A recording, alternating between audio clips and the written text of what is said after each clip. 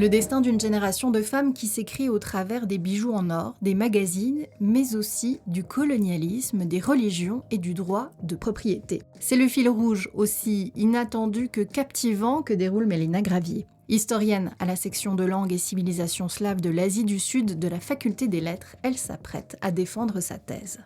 Sa thématique, les stratégies développées par les femmes musulmanes et hindoues dans le nord de l'Inde coloniale, actuel Pakistan et Inde, rappelons-le, pour défendre leurs droits économiques. Le tout dans le contexte de la domination coloniale et de la grande instabilité financière de la première moitié du XXe siècle, avec la Grande Dépression, la famine et la Deuxième Guerre mondiale. Pour retracer cette histoire à la fois économique, juridique et sociale, Mélina Gravier s'est principalement appuyée sur les magazines féminins, en hindi et en ourdou, les deux langues principales du nord de l'Inde coloniale, deux langues qu'elle parle également.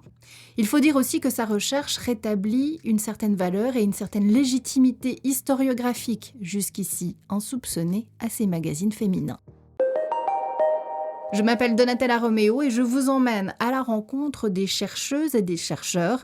Bienvenue dans ce nouvel épisode du podcast de la Faculté des Lettres de l'Université de Lausanne. Mélina Gravier, bonjour. Bonjour. Vous êtes doctorante à la section de langue et civilisation slave de l'Asie du Sud de la Faculté des Lettres. Religion, économie et droit de la propriété dans la presse féminine indienne entre 1929 et 1956, avec pour fil rouge les bijoux, c'est le sujet de votre recherche pour laquelle vous avez obtenu une bourse du Fonds national suisse pour la recherche. Avant d'entrer dans le cœur du sujet, j'aimerais que l'on s'arrête sur les sources de votre travail, que sont donc les magazines féminins en hindi et en ourdou. Comment ces sources s'inscrivent dans votre recherche ? Donc j'ai commencé à travailler avec les magazines féminins pendant mon master. Et c'est pendant mon travail de master que je me suis rendu compte de la richesse de ce matériel. Souvent, les magazines féminins, ils ont été dévalorisés, déconsidérés par l'historiographie. Considérait pas ce matériel comme une archive digne de ce nom, ou alors c'était souvent utilisé pour sa valeur littéraire, parce que ces magazines contiennent aussi énormément de romans sérialisés, de poésie, de nouvelles. En travaillant sur ce matériel pendant mon mémoire, je me suis rendu compte de la profusion et de la richesse des écrits, pas seulement sur des questions littéraires, mais aussi sur des questions juridiques, économiques ou religieuses. Mais moi, ce que je trouve intéressant avec ce matériel, c'est qu'il nous permet de voir de quelle manière les femmes vont traiter et ont discuté d'enjeux économiques, d'enjeux politiques, d'enjeux juridiques dans leur quotidien. Et du coup, c'est à ce niveau-là que les bijoux ont émergé en lien avec les questions liées au droit de propriété. C'est-à-dire comment les femmes font-elles sens de ces questions juridiques dans leur lutte quotidienne, dans leur réalité quotidienne. Et quelle partie vous a intéressé dans ces magazines ? Ce qui fait la richesse, mais aussi la difficulté de ce matériel, c'est justement que c'est un assemblage. C'est-à-dire qu'on a autant de la broderie, de la poésie, que justement des comptes rendus de décisions politiques, de codification de nouvelles lois, mais aussi un courrier des lecteurs extrêmement prolifique. Les courriers des lecteurs représentent une source extrêmement importante pour justement voir comment est-ce que les femmes partageaient leurs anxiétés, leurs problèmes du quotidien. On a des femmes qui écrivent sur les agressions sexuelles, qui écrivent sur les abus dont elles sont victimes et qui les mettent en lien avec le manque de droits, de soutien de la part des institutions juridiques. Il y a aussi beaucoup d'essais d'opinion qui permettent justement de se faire aussi une bonne idée du contexte, des problèmes notamment financiers, notamment les questions d'endettement, mais aussi de voir comment des questions plus idéologiques circulaient au sein de ces magazines. Après, c'est ce qui fait l'intérêt aussi de ce matériel comme archive. On aura les parties plus dans les marges, comme la publicité. Et là, on arrive des fois à des contradictions très intéressantes, avec un article qui va justement condamner complètement le port du bijou, condamner les dépenses inutiles faites dans l'achat de bijoux comme marchandises, et en face, une pub qui va justement encourager les femmes à acheter des bijoux à bas prix. Et voilà, et c'est ce qui fait aussi l'intérêt, c'est de voir comment ces multiples dimensions du bijou et de l'or vont se déployer au sein de ce matériel qui permet en fait cette diversité de rubriques dans un même journal. Qui écrit dans ces journaux? Ce sont les femmes, les hommes, les deux? Les deux. Les journaux qui s'adressent aux femmes, ils vont faire leur apparition dans le sous-continent indien dès la fin du 19e siècle déjà. D'abord, on a les premiers en ourdou et ensuite on aura ceux en hindi. Dans un premier temps, ces magazines, ils étaient édités par des hommes et visaient à éduquer les femmes au sein du foyer. À partir des années 1910, les femmes vont devenir les éditrices en chef de ces magazines, voire même elles vont financer elles-mêmes, dans certains cas, ces magazines et donc avoir un plus grand contrôle sur le contenu éditorial. Il y a une grande diversité de ces journaux de femmes. On va avoir différents formats, différentes lignes éditoriales qui vont s'adresser à des communautés différentes. On va avoir des périodiques justement mensuels, des périodiques hebdomadaires, des quotidiens.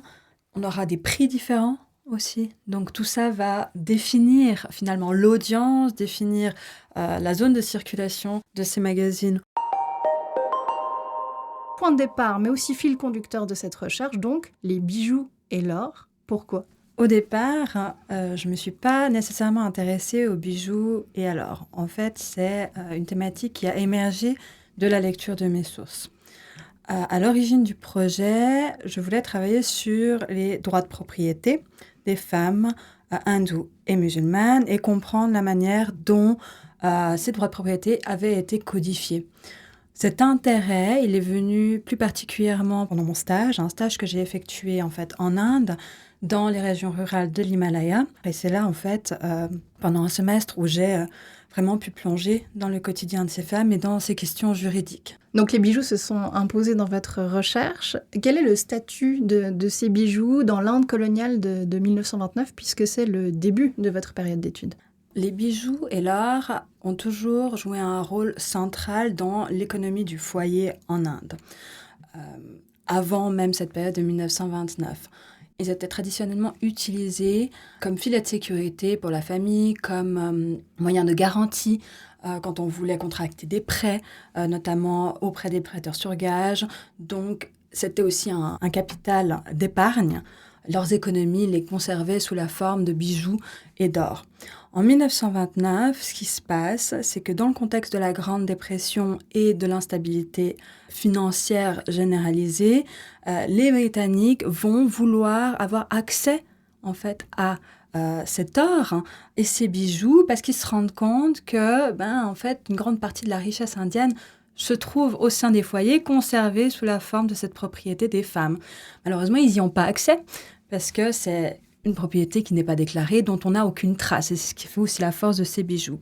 Et donc, en besoin de liquidité, crise économique oblige, les Britanniques vont tenter de mettre la main sur ces bijoux et donc mettre en place plusieurs politiques monétaires visant justement à faire sortir, à extraire l'or des foyers indiens. On va avoir un moment charnière dans cette période-là, qui est la sortie du Gold Standard en 1931, septembre 1931, ou de l'étalon d'or, on va appeler ça en français, qui va en fait conduire une sortie, un flot de liquidités sous la forme d'or et de bijoux des maisons indiennes. Et c'est là que les administrateurs coloniaux vont se rendre compte de la quantité d'or détenue par ces foyers et vont tenter d'y accéder en codifiant notamment les droits de propriété des femmes. Ces bijoux appartiennent aux femmes. C'est une très bonne question et c'est là toute l'ambiguïté. C'est qu'en fait, on est toujours dans une tension entre un capital personnel qui appartient aux femmes et le capital de la famille. Et en fait, en lisant tous ces textes sur les bijoux, on navigue toujours entre cette tension-là. Et c'est ce qui fait aussi l'intérêt de cette recherche. On va écouter un extrait, je crois que c'est un extrait d'un journal hindi auquel vous vous êtes intéressé. ऐसे समय में केवल आभूषण ही हैं जिनका ठीक लाभ मालूम पड़ता है। आभूषण ही वास्तव में कभी ना टूटने वाला सबसे सुरक्षित सेविंग बैंक है, क्योंकि बैंक में से तो मनुष्य जब चाहे रुपया निकाल। Ce premier extrait vient d'un article qui s'intitule Bijoux Abhushan, qui a été écrit par Srimati Lakshmi Prajna en 1937 et publié dans le magazine Chand. Le magazine Chand, c'est un magazine extrêmement populaire du nord de l'Inde et qui était à l'avant-garde des questions sociales, politiques, juridiques et religieuses. Dans cet extrait, Srimati Lakshmi Prajna va définir ce que sont les bijoux pour elle. इनसे हमारा अभिप्राय केवल सौंदर्य बढ़ाने से ही नहीं है, किंतु ये हमारा विश्वस्त स्त्री धन है। जिस प्रकार आजकल इंश्योरेंस कंपनीज खुली हुई हैं, इसी प्रकार ये धन जितना भी अधिक हो सके आभूषणों के रूप में स्त्री को दे दिया जाता है, ताकि समय पड़ने पर वो अपने घर में शांतिपूर्वक इनसे गुजारा चला सके और उसे नौकरी करने की आवश्यकता ही ना हो। Alors, le contexte dans lequel elle publie en fait cet article, c'est 1937. 1937, c'est à ce moment-là qu'on va avoir les premières lois qui vont codifier des droits individuels très limités pour les femmes hindoues et musulmanes. On pourra revenir sur cette question-là après. Dans ce contexte-là, on va avoir un article publié dans un numéro précédent, écrit par un homme qui va s'attaquer aux bijoux des femmes. Dans cet article, cet homme dit « Il faut que les femmes se débarrassent de ces bijoux, arrêtent de consommer les bijoux comme marchandises simplement pour s'embellir. C'est une perte d'argent, c'est du gaspillage. » Et elle va répondre dans cet article à ces attaques en affirmant que pour elle, les bijoux sont la véritable richesse des femmes, le stridhan, comme on appelle en hindi, un capital de confiance qui protège les femmes de la même manière que des compagnies d'assurance, c'est elle qui fait cette comparaison, et qu'en cas de besoin, en temps de crise, ils sont une sécurité financière, une épargne sûre. Et, comme elle le dit, c'est notre propriété personnelle sur laquelle, en ce moment, des milliers de regards envieux se posent. Et là, c'est ça qui est très intéressant, c'est qu'elle va recontextualiser justement toutes ces tentatives par l'administration coloniale britannique d'avoir accès à ces bijoux en mettant en place des politiques de contraction de crédit, des politiques déflationnistes, mais aussi en attachant par exemple la roupie à la livre britannique afin de contrôler en fait la monnaie locale et donc en fait les finances indiennes. ये स्त्री के लिए saving bank की स्पष्ट रसीद है और उसकी निजी संपत्ति। Elle, dans cet article, traite de tout ça et dit l'avantage des bijoux, c'est qu'ils restent à la maison. Ils restent sous la protection de la Griha Lakshmi, ça veut dire la maîtresse de maison. Personne ne peut y avoir accès, personne ne peut mettre la main dessus, pas même la loi. नीलाम हो जाती है, किंतु स्त्री के आभूषणों को कोई हाथ भी नहीं लगा सकता। Et donc, pour elle, les bijoux sont un moyen justement de contourner la loi, de préserver ce capital sous la bonne protection des femmes. Et elle va donner aussi l'exemple de l'investissement dans les bijoux et dire, voilà, pour les communautés marchandes et quand on fait du business, là aussi, les bijoux représentent un capital central parce qu'en cas de faillite, la totalité des biens, normalement, est saisie et vendue aux enchères. Néanmoins, les bijoux, on ne peut pas les prendre parce qu'ils restent bien cachés dans une boîte. Dans son discours, on sent la force qu'elle met dans ses bijoux par rapport à sa condition de femme. Est-ce que les femmes en ont conscience en Inde à ce moment-là ? En fait, le bijou, il s'inscrit dans une longue tradition littéraire, artistique, poétique, culturelle, religieuse en Inde. Il joue un rôle central dans les rituels matrimoniaux, il joue un rôle central dans les rituels funéraires, mais il joue aussi un rôle central dans la représentation du statut social. Pas seulement pour exhiber sa classe, mais aussi comme manière de garantir, par exemple, la valeur d'un bon partenaire commercial. Néanmoins, ce qui va changer dans les années justement 1930 et ensuite, commence même, on va dire, dans les années 1920, c'est qu'on a aussi l'émergence des institutions financières capitalistes. Donc les banques, les assurances, qui vont fleurir un peu partout sur le continent indien. Il y avait déjà ce type d'institution qui existait dans un mode d'économie informelle, mais là, on est dans l'implémentation plutôt de ces institutions sous un modèle occidental importé de l'Angleterre. Et donc, ça va modifier la manière dont les femmes vont concevoir leurs bijoux. Pourquoi ? Parce qu'on va leur demander, à ce moment-là, il va y avoir toute une propagande qui va être lancée pour que les femmes investissent leurs bijoux dans ces institutions financières. C'est de la même manière lié à la situation économique des années 30. C'est-à-dire qu'on a besoin de liquidité, on a besoin d'investir, il faut augmenter le capital, il faut accélérer la circulation du capital et surtout pas conserver, amasser ou thésauriser, comme on dit, les bijoux au sein des foyers. Et donc, dans ce contexte-là, la propagande va viser justement à encourager les femmes à investir leurs bijoux dans ces institutions financières. Et là aussi, on est dans une tension que Srimati Lakshmi Prajna illustre très bien et décrit très bien. Elle dit, vous voulez que les femmes investissent et échangent leurs bijoux contre des papiers qui sont en fait la monnaie. Qu'elles investissent tout leur capital dans les banques. Mais regardez, les banques font faillite. On a plusieurs exemples de banques qui sont en banqueroute. Et là, regardez la population. Tous ces pauvres gens qui se retrouvent sans rien parce qu'ils ont perdu toute leur épargne en faisant confiance à ces institutions instables, en fait. हमारी माली हालत किस तरह बेहतर हो सकती है? मुसलमान अपनी गफलतों और लापरवाहियों का खमियाजा अच्छी तरह भुगत रहे हैं। मुसलमानों में सबसे ज्यादा एक मुस्लिम बैंक की जरूरत है ताकि गुरबा और दूसरी अक़वाम के कर्जे से... Cet extrait il vient d'un article publié dans le journal Ismat en mars 1935. Il a été écrit par une femme appelée Rafia Amir et son titre c'est « Comment améliorer notre condition économique ?» Dans cet article, Rafia Amir revient sur l'endettement généralisé au sein des familles musulmanes plus particulièrement. और लोग भी कुछ रोजगार पैदा कर सकें।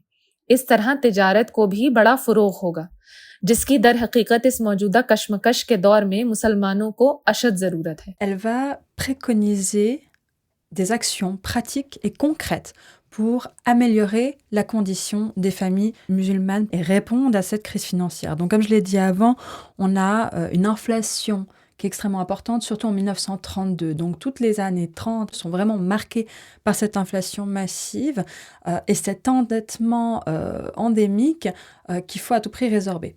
इस मजमून को लिखने का असल मंशा तो मुस्लिम बैंक की तजवीज़ को नाजरीन के पेश नज़र करना है, लेकिन ज़िम्नन बहुत सी बातें ख्याल में आ गईं। Et dans ses propositions pratiques, elle va préconiser l'établissement de banques musulmanes, et c'est ce que dit l'extrait, pour améliorer la situation financière des musulmans. Et donc, selon elle, l'endettement des familles musulmanes est dû à la pratique de l'intérêt, on appelle ça riba en islam, qui est normalement prohibé justement dans l'économie islamique. Donc pour elle, c'est une des raisons pour lesquelles les familles musulmanes s'endettent, c'est qu'ils vont contracter des prêts auprès de prêteurs sur gage hindous qui vont pratiquer l'usure, donc des taux d'intérêt abusifs, ou ils vont emprunter auprès d'institutions justement financières capitalistes qui, elles aussi, pratiquent des taux d'intérêt. Et donc, tout ça va amener à un endettement généralisé des musulmans qui ne parviennent plus en fait à rembourser leurs prêts et qui se font saisir toutes leurs propriétés. मुफलिस होकर बैठे हुए हैं। खुदाया ये कौम कैसी बदबख्त हो गई है। अगर सूद से डर और खौफ होता तो कभी कर्जे की तरफ निगाह भी ना उठाती, क्योंकि बिला सूद कोई कर्जा नहीं देता। Elle va justement s'inscrire dans un mouvement qui est assez répandu à ce moment-là dans les journaux de femmes ourdou, c'est-à-dire de préconiser la mise en place de l'économie islamique. C'est un modèle à mi-chemin entre la production de profits et l'acquisition de la propriété individuelle, la valorisation en fait de cette propriété individuelle qu'on retrouve dans le modèle capitaliste, et en même temps une répartition égale des richesses selon des principes définis par le droit musulman, notamment le droit d'héritage des femmes dans la succession de la propriété, mais également l'utilisation du zakat, donc de cette taxe qui est payé à l'État et qui est redistribué aux populations démunies. Comment est-ce que ça s'inscrit dans la plus grande histoire de l'économie indienne, cet extrait? Cet extrait, il s'inscrit dans une tendance plus généralisée de développer une pensée économique indienne qui ne se restreint pas aux journaux de femmes, on est bien d'accord. C'était justement des réflexions, un engagement qui a été fait par des cercles d'intellectuels, d'économistes, de juristes indiens, déjà dès la fin des années 1910. Plus particulièrement à ce moment-là, pourquoi? Parce qu'on est au sortir de la Première Guerre mondiale.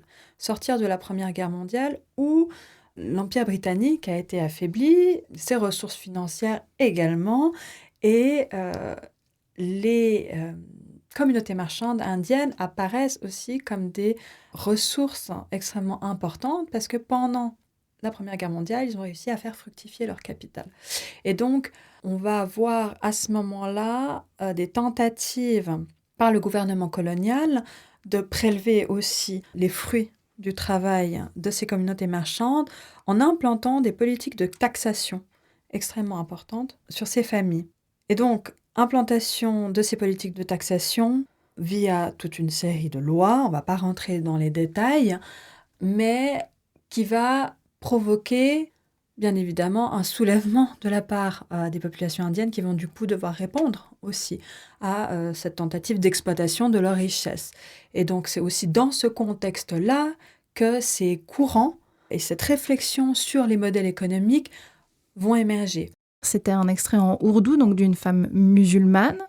Est-ce que la manière d'envisager ces bijoux et l'économie est différente si on est musulman, musulmane ou si on est hindou? C'est ce qui, à mon sens, fait que le bijou s'est offert comme un fil conducteur permettant de dépasser certaines divisions qu'on a pu voir dans la recherche ou dans l'historiographie de l'Inde. C'est que très souvent, on a étudié séparément les productions hindi, des productions ourdou, des productions hindoues, des productions musulmanes. Alors qu'en fait, en suivant le bijou, on se rend compte que c'est un enjeu qui a touché tant les femmes hindoues que les femmes musulmanes et qu'elles partageaient certains points de vue communs, notamment l'utilisation des bijoux dans les pratiques coutumières, dans les rituels matrimoniaux, dans les rituels funéraires. Ils sont présents des deux côtés. Et bien évidemment, on va avoir aussi des distinctions, des spécificités à chacune des communautés dans le recours aux bijoux.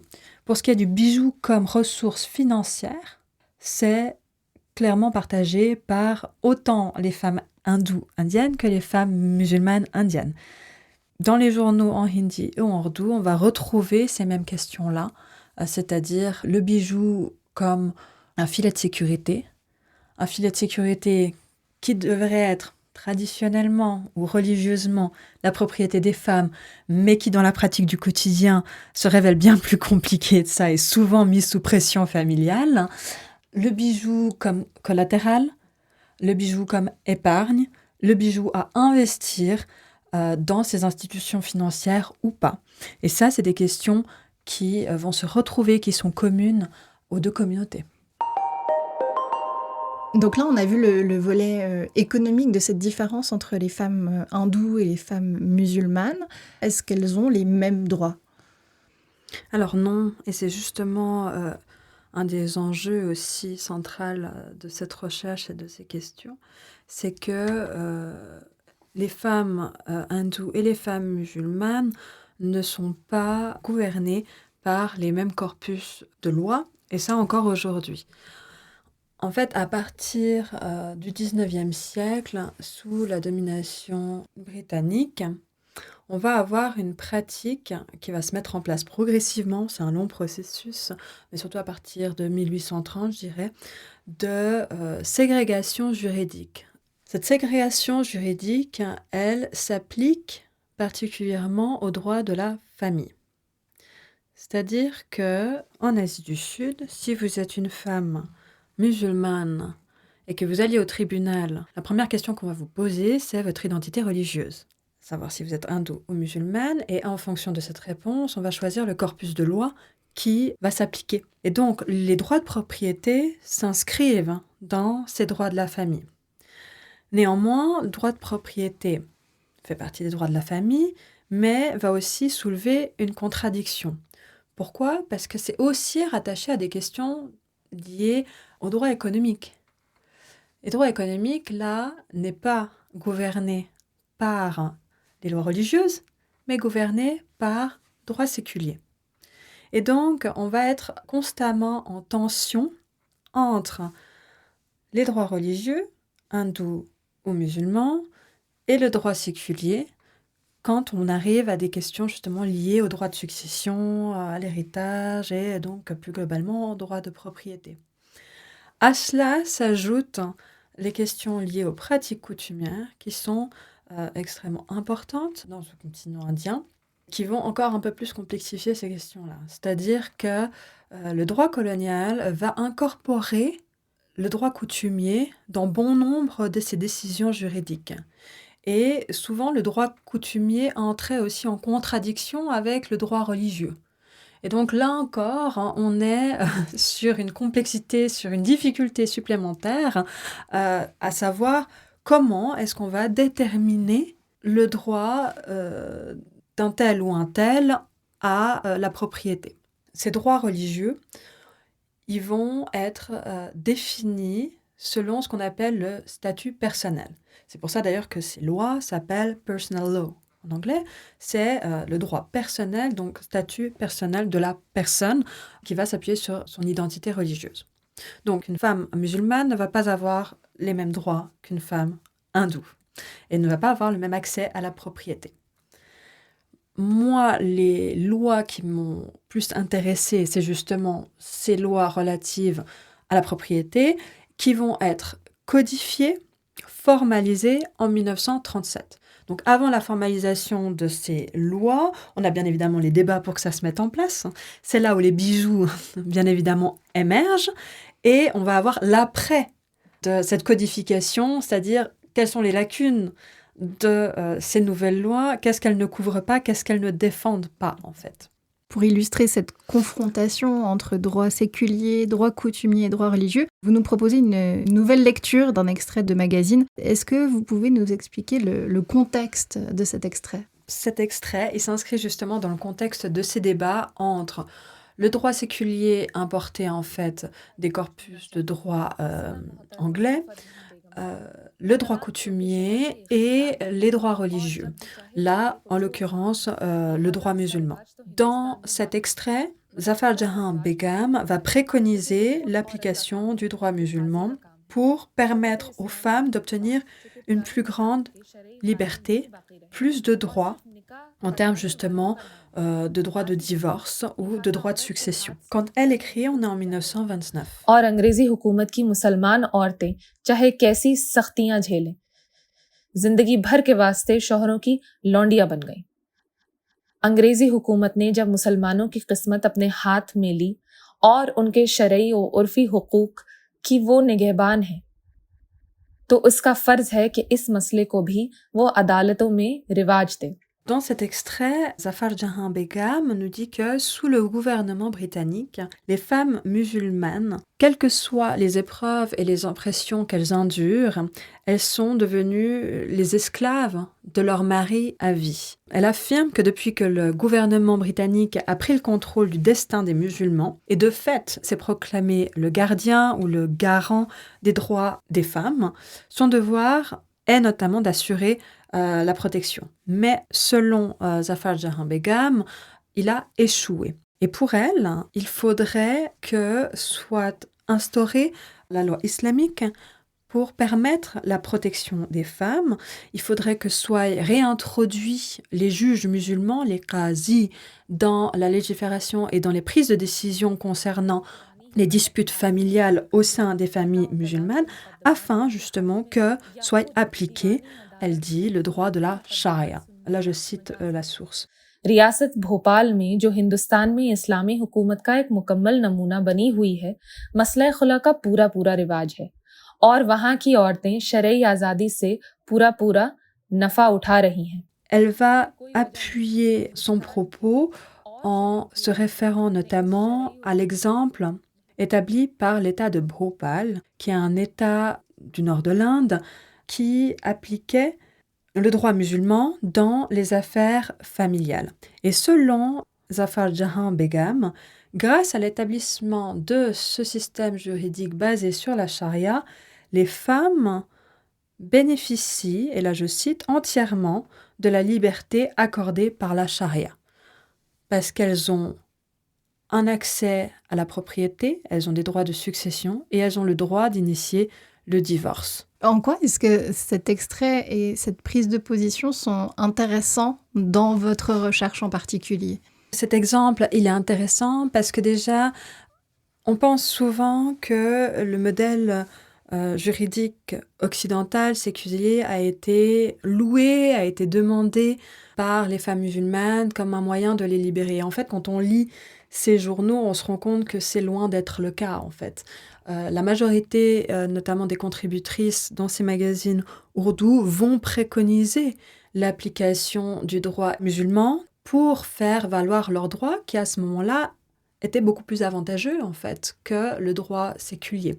Et donc, en 1937, on a la codification du Sharia Act, qui est toujours en application aujourd'hui, d'ailleurs, dans le sous-continent indien, qui va octroyer aux femmes musulmanes des droits de propriété individuelle, chose qui n'était pas le cas pour les femmes des autres communautés religieuses.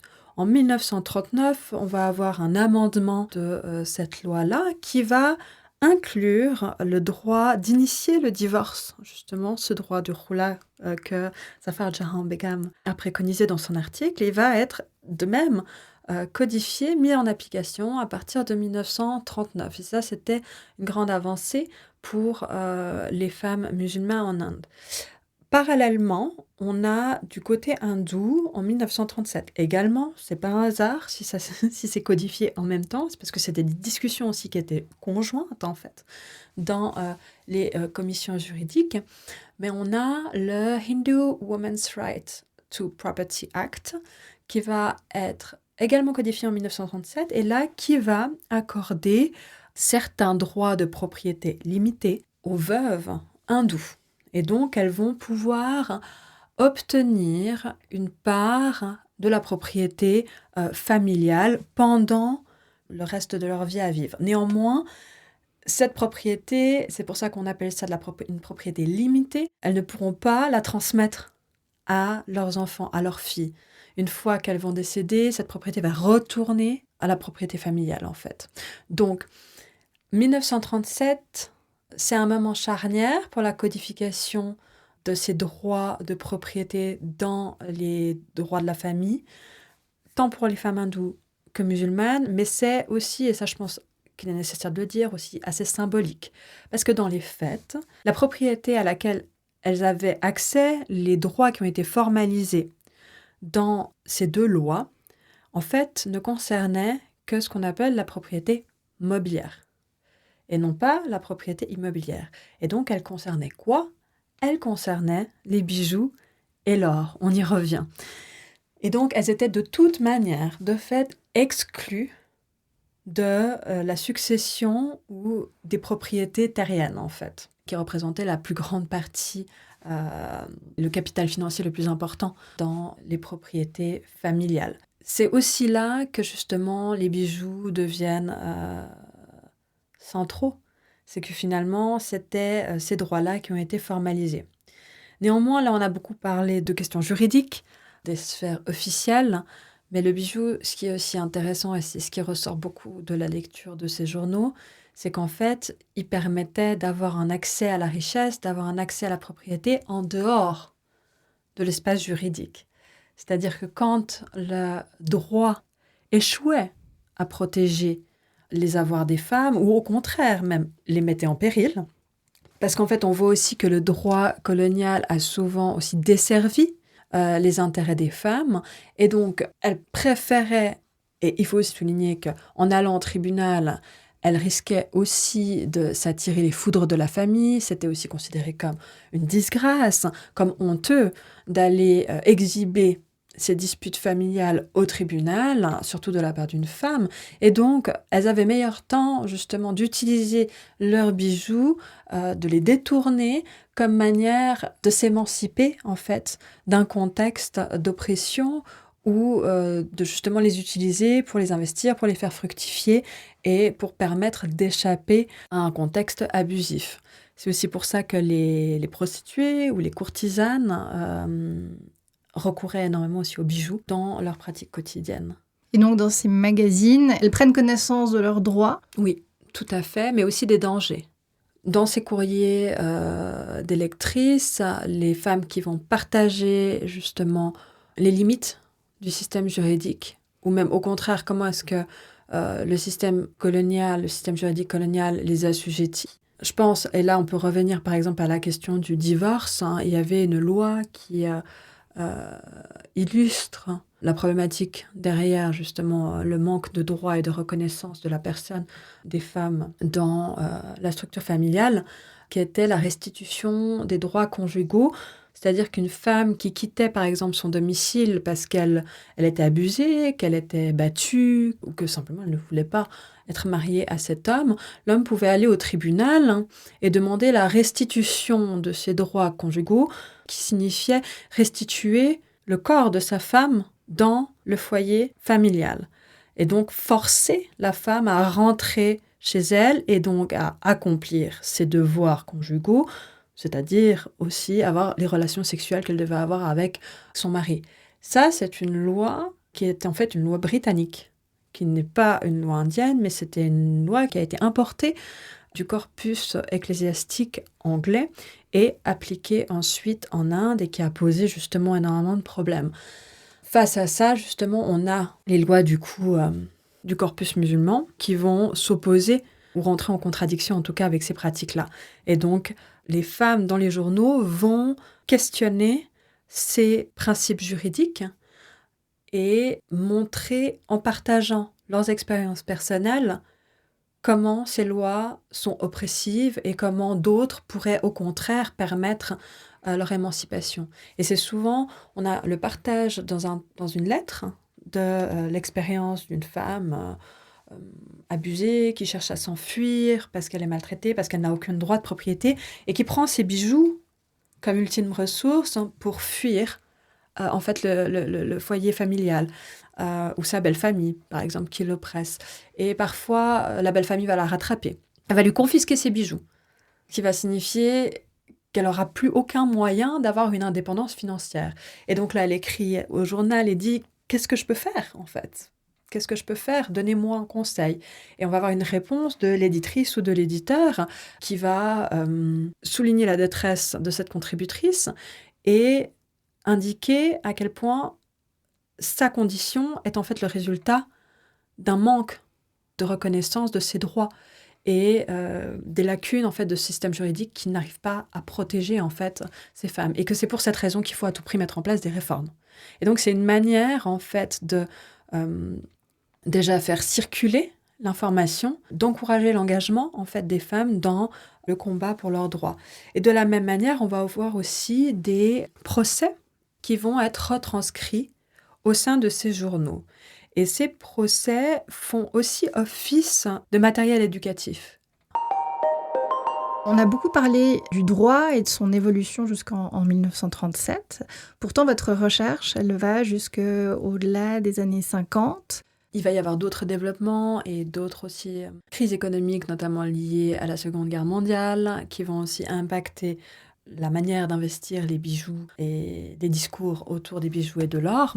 Mais on a surtout le moment de la partition entre l'Inde et le Pakistan en 1947, qui va du coup s'effectuer sur des lignes religieuses. Donc on va avoir à l'indépendance de l'Inde la création de l'Inde indépendante et la création du Pakistan vue comme une terre pour les musulmans.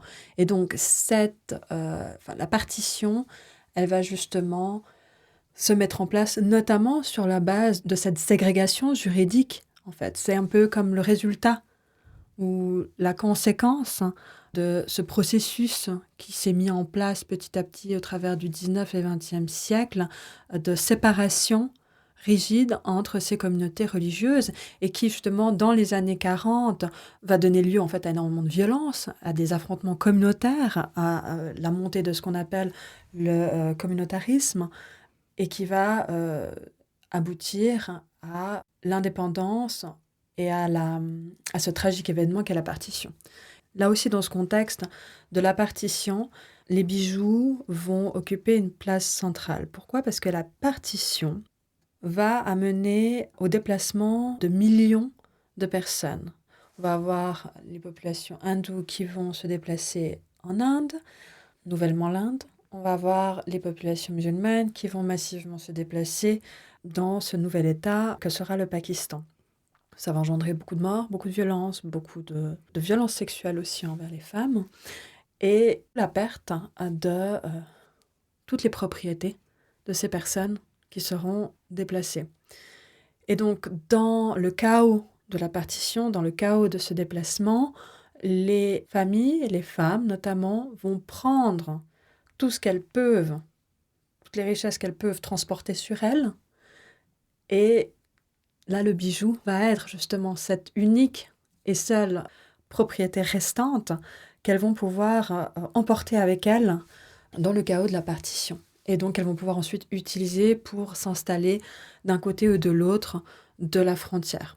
Et donc là, on est aussi sur toute la dimension affective du bijou comme attachement ou rupture avec sa terre d'origine, avec sa famille aussi, parce que c'est des familles entières qui sont déchirées. L'impact de cette tragédie, les conséquences de cette tragédie, elle est encore palpable aujourd'hui. On l'a dit au début de cet entretien et puis on l'a entendu tout au long de cet échange, votre recherche s'appuie beaucoup sur des magazines féminins. Comment est-ce que vous vous êtes procuré ces collections de journaux ? Ces journaux, ils ont commencé à attirer l'intérêt des chercheurs depuis déjà 15-20 ans, mais pour des questions littéraires. Ma co-directrice de thèse, notamment, a été l'une des pionnières à travailler justement avec ce matériel-là dans une perspective d'histoire littéraire. Et donc, les journaux qui publiaient plutôt ces romans sous forme sérialisée, qui étaient rattachés à des cercles littéraires, des cercles intellectuels plutôt, ont été, eux, numérisés, rendus progressivement accessibles à la recherche, notamment ces dernières années. Maintenant, quand j'ai fait mon terrain en Inde et au Pakistan pendant la thèse, j'ai pu accéder à des collections privées qui étaient détenues justement par des passionnés de ces journaux, souvent des collections qui ont été conservées de génération en génération et qui m'ont en fait ouvert un tout autre type de journaux. Des journaux beaucoup moins chers, plus populaires, moins axés sur la littérature, mais plutôt axés justement sur des questions religieuses notamment. Une de mes rencontres les plus marquantes pendant mon terrain, notamment au Pakistan, a été Gokal Sahib, qui est justement un monsieur déjà d'un certain âge, qui vit à Gujranwala, qui est une région industrielle du Punjab pakistanais, et qui en fait détient une collection inestimable de journaux, pas seulement de journaux de magazines féminins, mais aussi de magazines pour enfants, de journaux religieux. Donc c'est une collection qu'il a héritée de son père, qui était également un passionné de ce matériel-là, qu'il lui a légué. Il a partagé avec moi cette collection et j'ai pu séjourner sur place avec lui, sa femme, sa famille, pour travailler avec ces archives. Et ce qui est incroyable, c'est qu'il a pu partager avec moi aussi toutes les anecdotes qui entouraient la publication de ces magazines. Et ce collectionneur, Gokal Sahib, avait une telle connaissance en fait de ce matériel qu'il a pu vraiment m'orienter et partager avec moi les journaux qui étaient moins connus par la recherche, pas explorés, et me montrer véritablement où aller regarder. Et c'est aussi une part de mon travail que de restituer en fait la qualité et la richesse de ce matériel en tant qu'archive. Souvent, les chercheurs ont de la peine à considérer ces magazines féminins comme des archives dignes de ce nom, fiable aussi, d'une certaine manière. Et à chaque fois que je présente mon travail et que je présente les sources et des extraits de ces sources, les personnes se retrouvent bluffées, non seulement par la variété de points de vue, la variété des thématiques, mais aussi par l'expertise de ces femmes, notamment sur des questions économiques et juridiques. Et de voir à quel point, en fait, ces journaux, ils ont participé à l'éducation des femmes, parce que c'était là le premier enjeu derrière la publication de ces journaux, mais aussi ils ont contribué à façonner, à faire émerger une conscience juridique, une conscience aussi des pratiques économiques dans le quotidien de ces femmes. Et leurs discours sont engagés. Et c'est ça qui fait justement la force et l'intérêt de ce matériel.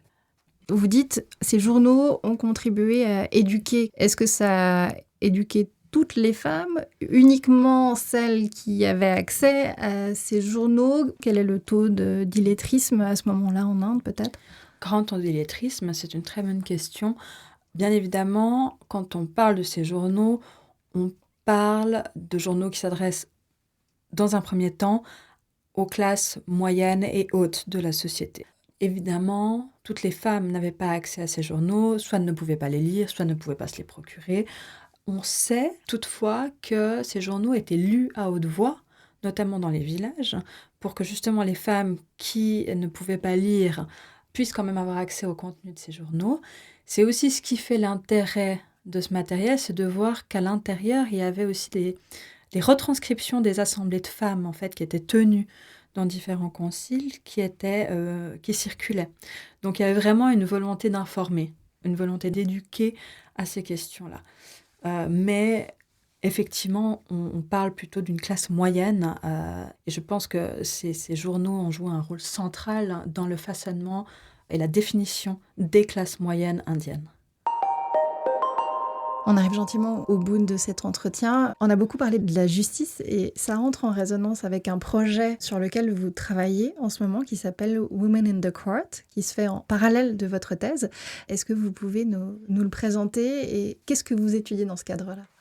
Women in the Court, c'est un projet que j'ai développé avec ma collègue Nadia Katoni, qui est professeure dans la section des langues et civilisations de l'Asie du Sud. Et ce projet est né d'une volonté de réunir nos deux domaines de recherche qui sont normalement pour le moins éloignés. Donc ma collègue travaille sur la prémodernité, sur des questions littéraires, tandis que je travaille sur des questions liées à la modernité et sur des questions plutôt juridiques. À travers Women in the Court, ce qu'on a voulu faire, c'était réfléchir à l'idée de cour au sens large, c'est-à-dire englober le concept de cour royale et des espaces juridiques pour questionner les notions de souveraineté et de justice, mais à partir des voix et des expériences de femmes.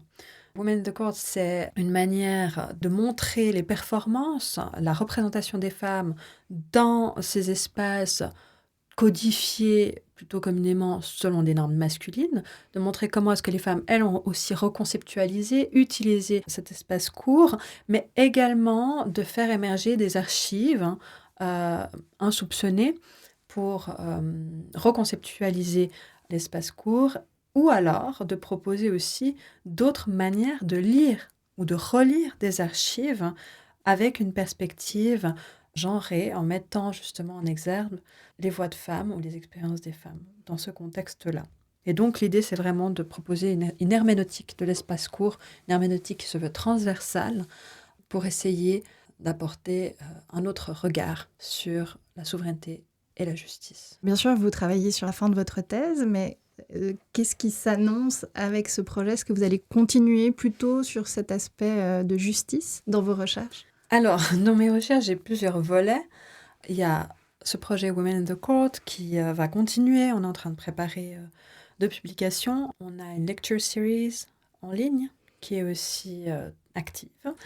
Ça, c'est pour le projet, l'aspect plutôt juridique. Ensuite, j'ai l'aspect des magazines. J'ai également en fait un numéro spécial qui va bientôt être publié, qui vient d'un autre projet collaboratif que j'ai développé avec deux collègues, Soumera Navaz et Zain Mian, qui sont au Canada et qui portent sur les magazines dans une perspective d'histoire globale. Le numéro spécial qui va être publié s'intitule Worldly Magazines. C'est un volet aussi que je vais continuer d'exploiter dans la suite de ma recherche, mais plus d'un point de vue religieux et d'histoire de l'islam global. Et finalement, le troisième volet, qui s'inscrit plutôt dans l'histoire économique, que j'aimerais développer par la suite, et qui là va porter plutôt sur une histoire de l'or transnationale et ses liens avec les communautés religieuses. Mais c'est encore à l'état de projet et en réflexion. Merci beaucoup Mélina Gravier. Merci à vous. Mélina Gravier, je le rappelle, vous êtes doctorante FNS à la section de langue et civilisation slave et de l'Asie du Sud de la Faculté des Lettres. Merci d'avoir partagé avec nous vos travaux. Merci également à la chercheuse Soumaira Nawaz qui a accepté de nous lire des extraits de journaux. Pour aller plus loin, vous trouverez en description de ce podcast une bibliographie, y compris la thèse, dès qu'elle sera disponible, et le lien vers le site du projet Women and the Court. Si cet épisode vous a plu, n'hésitez pas à le partager et n'oubliez pas de vous abonner au podcast pour découvrir les travaux d'autres chercheuses et chercheurs. Merci de nous avoir suivis dans ce nouvel épisode du podcast de la Faculté des Lettres de l'Université de Lausanne. À très vite pour de nouvelles passionnantes du monde de la recherche en lettres.